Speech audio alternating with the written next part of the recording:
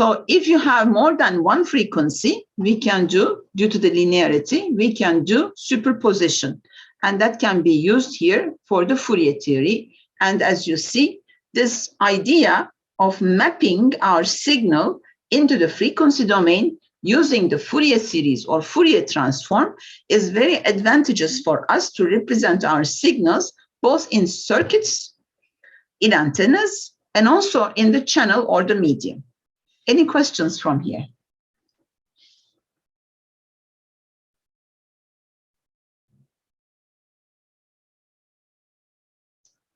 So we start with the Euler's expansion. So you're going to need your complex number theory, okay? Complex calculus is very important at this stage because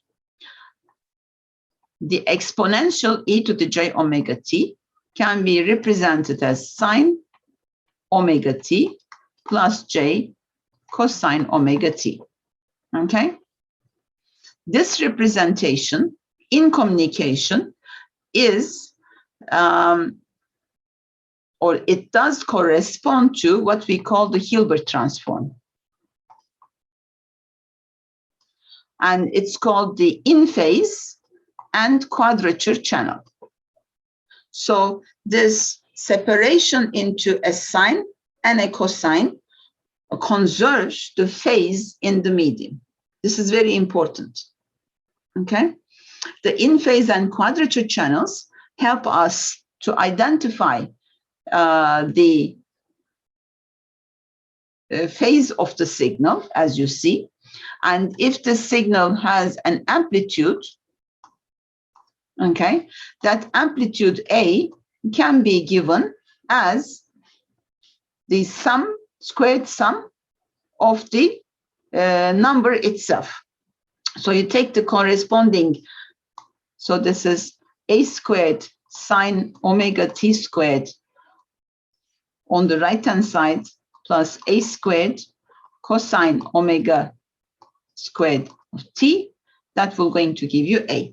So the amplitude of the wave or the signal can be obtained from the squares summed together and square rooted at the receiver, and the phase is given by through the ratio of the in-phase and quadrature channels. Okay, that's why we use this. So e to the j omega t is very important for us, and this representation in the cosine of the, remember, cosine omega t minus k dot r was our solution.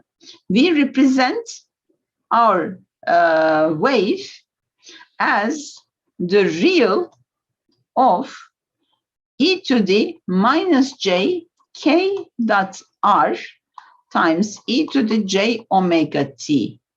Okay, so these two are equal. As you see, once we go, this is called, okay, this representation is called the phasor domain. Okay, in the phasor domain, we look at the phase in space, the phase shift in space, this part, as you know, the phasor domain, that's where the phasor comes from. It comes from the phase. And then this part represents the carrier. Okay, this omega is the carrier omega, this one. And this representation gives us what we call a monochromatic wave. Mono means single, one. And chromo means color, okay? So one color means one frequency, okay? So monochromatic wave means for each frequency of the carrier, we are looking at the propagation of the wave in the phasor domain. So the relationship between what we have found as the solution is represented as the real part of a complex number, which has the representation in the phasor domain. So if you want to convert from the phasor domain to the time domain, you take the phasor expression, you multiply it with e to the j omega t, and take the real part of it, and you obtain this function. Okay? In terms of communications, we have modulation, as I mentioned before. The information is either loaded into the amplitude, to the phase, and also to the frequency. Okay, so this omega may contain omega t. So typically, what we call as the information content in communication is called the analytical signal. That's baseband. Okay, analytical signal or baseband signal, okay, represents what is inside as the amplitude modulation, phase modulation, or the frequency modulation. So the first thing, this tells you the wave propagation. Okay. So this is how the wave propagates. Okay, it gives J, remember that K hat gives the wave propagation direction of the wave propagation.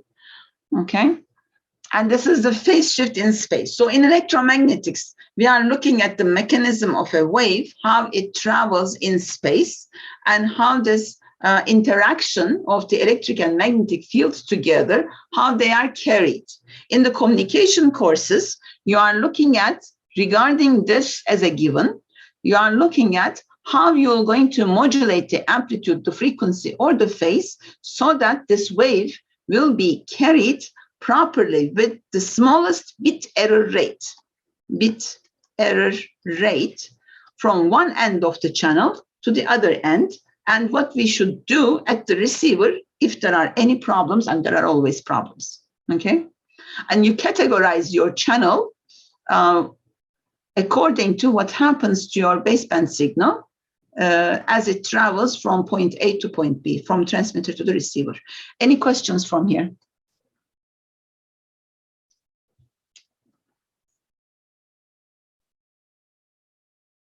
Okay. So it's an intuitive example that shows why Fourier theory and sinusoidal functions are important. For example, for music classification. So this is the classical music and this is the electronic music. These are the time series of what you hear. Okay, they are represented in terms of amplitudes. So the music is a time series, but as time passes, the frequency content changes. Okay, so you are not constantly listening do, do, do, do, do, the same note. Okay, so it goes to different notes. Each note is a different frequency. Okay, so music is a time frequency series. Okay, and at each time, the specific frequency has an amplitude. That's what you hear. Okay, so time, frequency, and amplitude decides what you hear as music. So naive, a simple representation is that we can sample at regular intervals, which means that we only take those values, those amplitudes at those times. So amplitude at a time t, for example, can be represented as an xt that represents the amplitude of the signal. So if you look at this part, you see this is a time signal. This is the amplitude. So at time t1, you take this value x1. At time t2, you take this value at x2, x3, and x4, and so on. So we represent these samples in the form of a periodic series as a sum of sine waves. As I mentioned before, these sines are basis functions. In linear algebra, we call them basis functions. So sinusoids, the trigonometric cosine and sine are not the only functions. For example, wavelets are also can be used as basis functions. Haar wavelets, Mexican head wavelengths, and so on. So Bessel functions in cylindrical coordinates can be used as basis functions. Legendre polynomials in spherical coordinates, they can be used as representative basis functions. So what we do is we take the signal and represent it as the sum of other basic functions, okay, with different amplitudes, okay? So once you separate this into the frequency content, for example, these are the basic frequencies, your first frequency, your second frequency, and each time, as you see, the frequency increases by twofold. So if the first one is F, the other one is 2F, third one is 3F, and so on. And at each frequency, you have a different amplitude. So the Fourier transform decomposes the music into base frequencies and find the weight or amplitude of each frequency. So when you combine them in a series with these amplitudes, you're going to hopefully get better to the same original music if you sample it. These sampling intervals are good enough. That's how they are good enough is taught to you in the digital signal processing course. Okay? You see? They are taught to you in the digital signal processing course. This is called sampling theory. And the optimum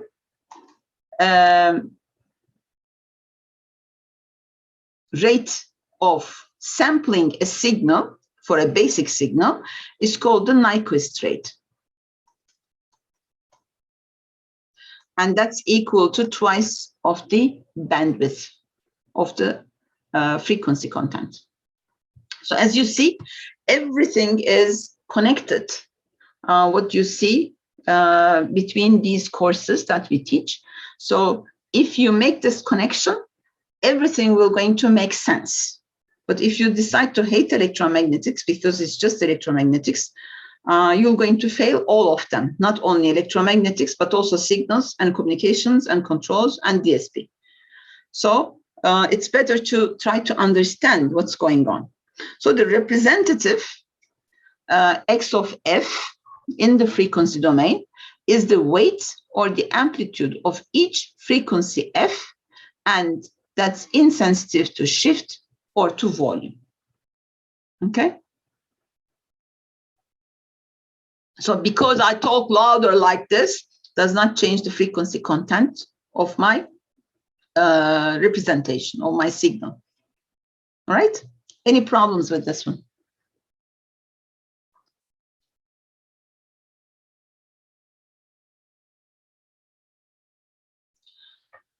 Okay, let's go back to the phasors then. So what we have here is a time signal, E of t. That E of t has a magnitude, E0, and it has formed by the basic function of a cosine function. Inside the cosine function, omega t plus a phase is given to you as the argument of the cosine. You can also represent the same signal with the same amplitude and with the same phase, but with a sine function. So E of t here is called instantaneous or time-dependent field. Instant means a point in time. Okay? Instant coffee, like instant coffee. You make it at a moment. Okay? So this represents the time dependence of the field. E0 is the amplitude, omega is called the angular frequency, remember, and phi is called the phase. For fields, now in circuits, you had these kinds of, in time domain, you had these kinds of signals. So you go back to first circuit course, please look at what you had over your impedances in terms of the voltage or current. This is what you had. For fields, in electromagnetics, we represent this electric field. Now, this is not a scalar, that's a vector field. It is related to x, y, z, and t. And here we have E0, x, y, and z as your amplitude and the cosine of the wave. And this part where it contains the vector information, the direction of the field, the magnitude of the field, and the phase of the field are combined to this part, and the carrier, which does not contain any information, is taken out, written separately. Okay, so the real of this phasor field times the monochromatic representation of the carrier will going to give you the time domain field. So this is called a phasor transformation. So we are moving from the time domain, this is in time domain,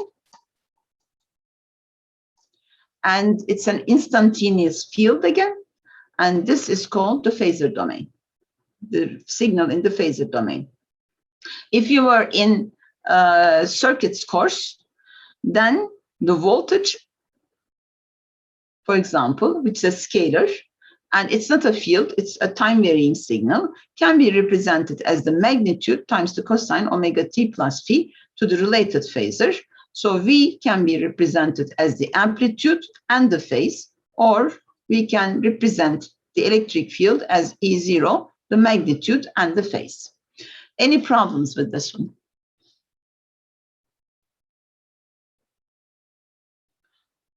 Bar always represents the vector. Eren.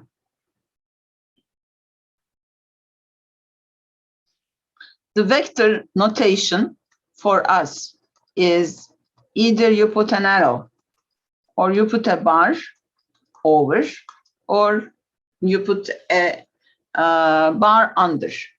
In signals courses, in DSP courses, okay, typically they are either written in bold, anything written in bold is a vector, especially if it is a small case letter. If it's a small case letter with bold or underlined, it means that it's a vector. In mathematics, if it's a capital letter, typically, if it is written in bold, then it may mean a matrix, okay?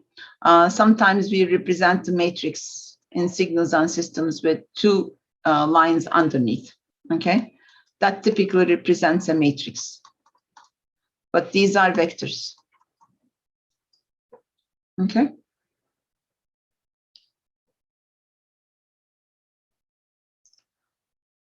Okay. That's why you take electromagnetics, Eren, to learn the proper notation. Notation is very important because notation shows you how you grasp the meaning, the underlying idea behind the operation. That's why it's so important. Any other questions?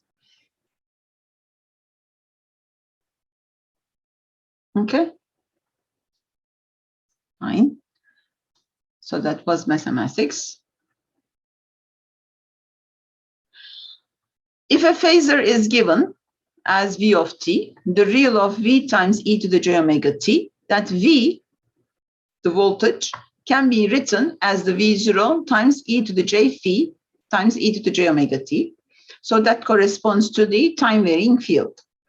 Or for any phasor quantity, you may use, now, for me, I do not use this tilde notation, okay?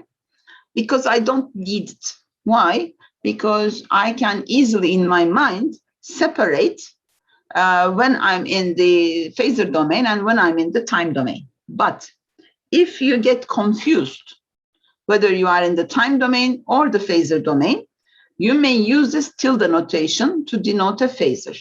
Note that only in this lecture, we will make use of the tilde notation to see the difference between the phasor and time domain expressions.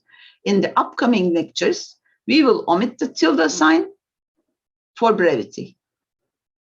If I do not write T specifically, so let me elaborate on that.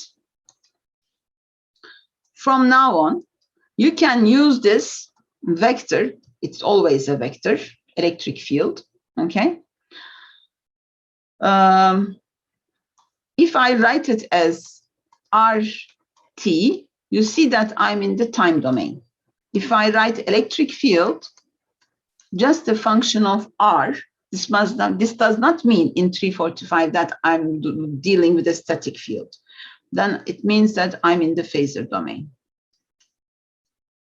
But if you are not comfortable with this notation, so if I just write electric field as a function of R, it means that I'm in the phasor domain. There is still time variation involved. But if you are not comfortable with this, you can put a tilde sign over the arrow to indicate that you are in the phasor domain. So you can use this, all right?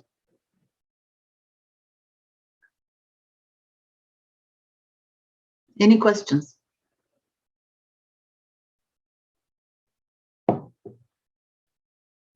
Okay. So for any phasor quantity A of t can be written as A tilde e to the j omega t. For electromagnetic field applications, this is a vector. It has 3 components. And each component, as we talked before, that are functions of space. They can also be, there is a one thing lacking in this notation, they can also be functions of time to encompass the modulation. And these can be also functions of time. And the carrier can be written as, this omega can be written as omega c plus some other omega of t to represent the frequency modulation. So when this becomes a function of t, this represents the amplitude modulation. When you add this omega of t, this is frequency modulation, and this phi is actually k dot r, but it can have some other phi modulation of t, then this represents the phase modulation. So omega t part is your carrier frequency, and this part shows you the wave propagation, wave shifts, propagation. Okay? And so these amplitudes or coefficients or scalar components, as we call it in electromagnetics, like vector calculus, can be real or they can be complex. Okay. For the time being, here we represent them as real, okay, in order for you to grasp the corresponding. They don't have to be real, they can be complex. So the electric field can be represented as the phasor field multiplied by the e to the j omega t. So actually this phasor domain transformation kind of corresponds to the Fourier representation. Okay, Fourier transform or Fourier series expansion. So they are analog representations over one frequency. They are like expansions into one frequency. So they are very similar. Any questions?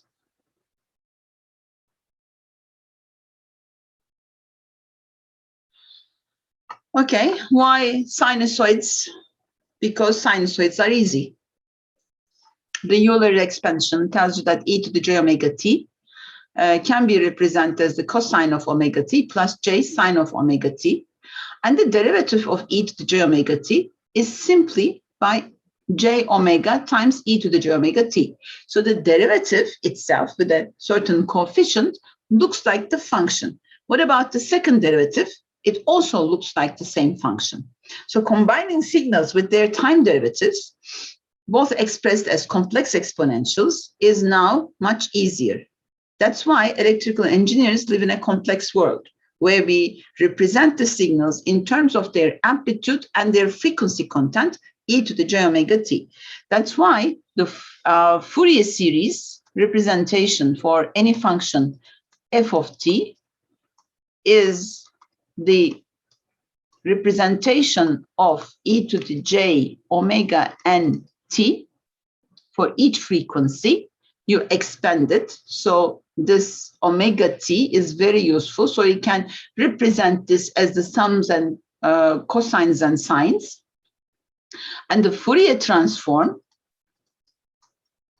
can be represented as the f of t signal e to the minus j omega t, again, integrated over time, as simple as that.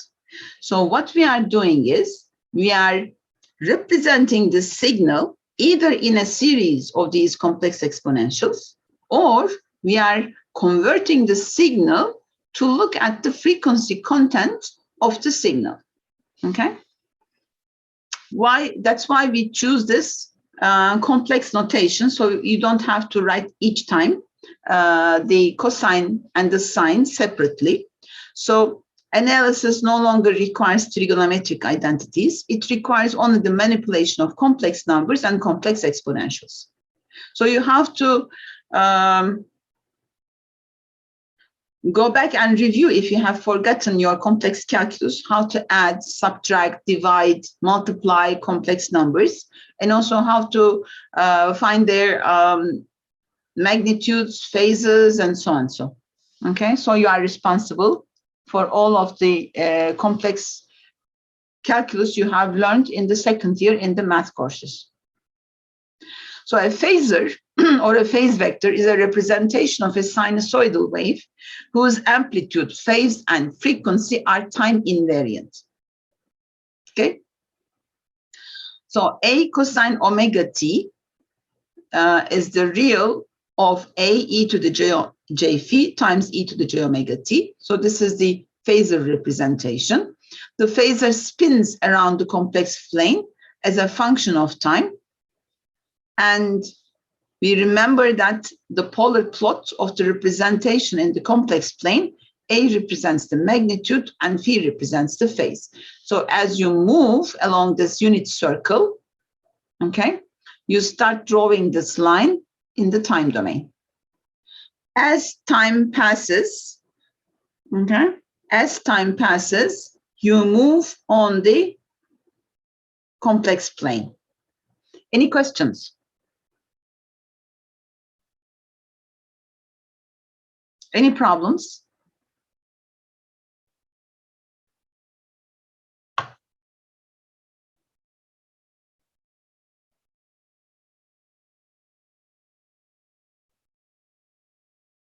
What happened? Just a second.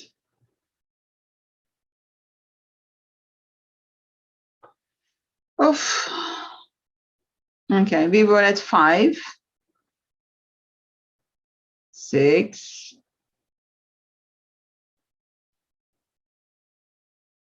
Okay.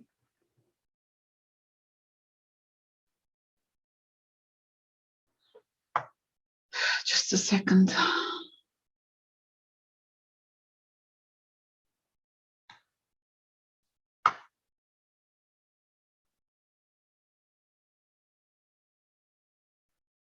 Okay.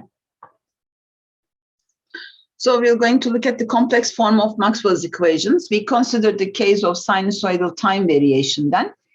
E of RT can be represented as the real of E this time this is a phasor, vector phasor, e to the j omega t, and for h, the same representation.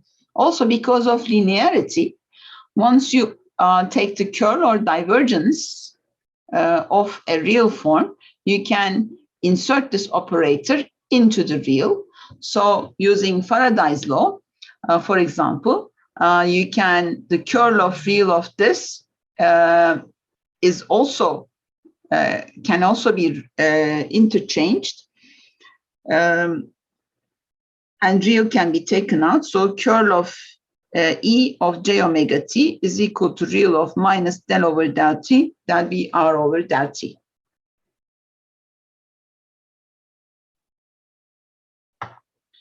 Okay, so we can cancel, once you look at the insides, we can cancel these j omega t's, and the representation of the Maxwell's equations in the space domain, as a space operators, is the same operator, because these are space operators, they are not time operators. The time operators are represented by their equivalent in the Fourier transform. So the derivative with respect to time is represented as the derivative with respect to j omega. So it's a multiplication with j omega. So del over del t becomes a multiplication with j omega. And the second derivative with respect to time becomes the square of j omega. And it becomes minus omega squared. So phasor expressions must not have any time t in it. Similarly, there can also be no j in the time domain expressions. So we can obtain the phasor expressions for all Maxwell equations. So in the time domain, this is Faraday's law. In the frequency domain or the phasor domain, they are synonymous for us in terms of their operation. As you see, these are much less complicated, and the time derivative is simply replaced by a multiplication in the phasor domain with j omega. So these are the time domain expressions, and these are the frequency domain expressions for the Maxwell's equations. So the wave equations in the frequency domain, remember that we had the telegrapher's equation with zero conductivity before in the material domain. Oops, what happened?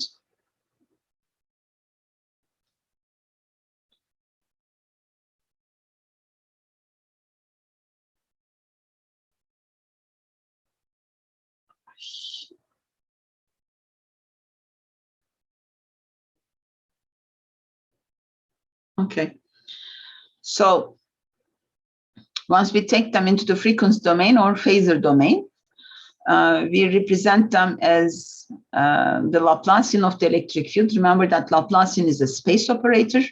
Omega squared mu epsilon on this part represents k squared. Remember, we defined the wave number, so that's k squared. And on the right-hand side, we have the sources. Okay, these equations are obtained when sigma is 0, and the medium is made up of only with epsilon and mu. If the medium is source-free, then these sources are also 0. So we arrive at these two equations, which are very important for us. They are called vector Helmholtz equations, where you have this one is equal to k squared, this one is equal to k squared. We have nabla squared E, and we put the tilde in order to emphasize that we are in the phasor domain, is equal to 0. So this is a second order partial differential equation in space domain only. Remember that this k, I have defined it before as wave number. And if we are in free space, we put omega 0, mu 0, and that c becomes 3 times 10 to the 8 meters per second, the speed of light inside the vacuum. We consider the wave equation in free space, then these k's become k0 squares, and we have these equations to solve. Now we are familiar with these equations, actually. Okay, we have done these before.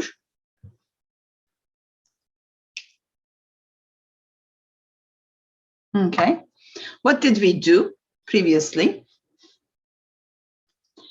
Remember, we made an engineering decision. This was a vector wave equation. Let me carry out. Okay, this was a vector wave equation.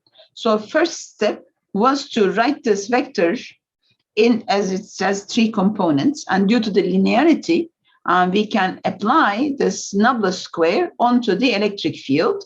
So we can obtain, instead of 1 vector wave equation, we can have 3 scalar wave equations like this.